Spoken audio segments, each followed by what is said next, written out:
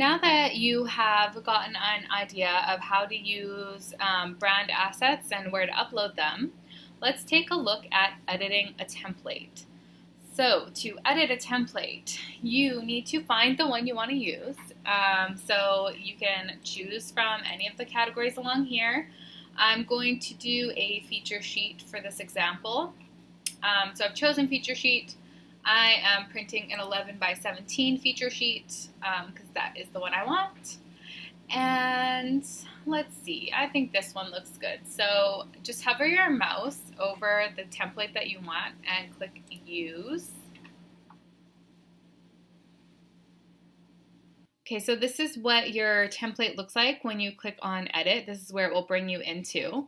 You can see here that it says Pages, and you can see there's 2 pages. But it's kind of in the way of your template. So while you're editing, you can just click this and we'll put that down. And then now you can use this to toggle through your pages.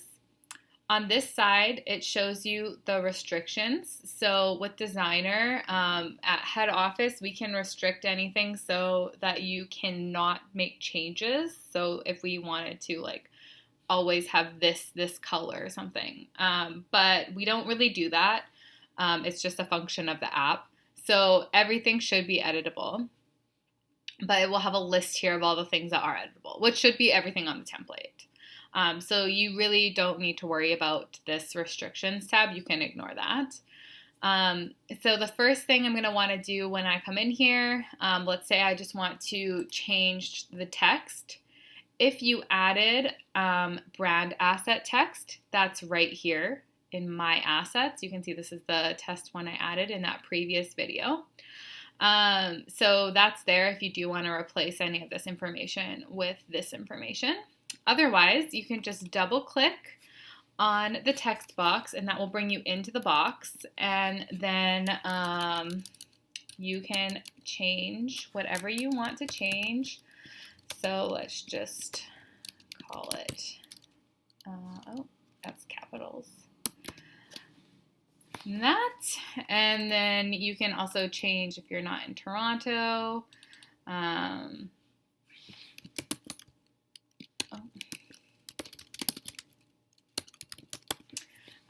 Yeah, so you can change all of that around. You can see that by typing Owen Sound, it was larger than Toronto, and now MLS is hiding. So we can either extend this to bring that out, or you could move MLS down. But in this case, I would rather have that just extended out. If you want to bring it in so it's underneath the street name, but you can move all these things around. So whatever you think looks the best. You can add your MLS number and anything else in there. Change your name if you have a different title. Change your office, email. You can do this.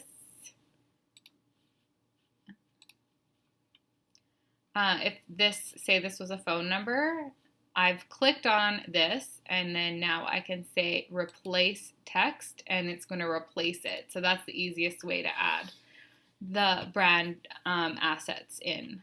Just select the one you want to replace, go to My Assets and click Replace Text, and then that will just replace all of your text.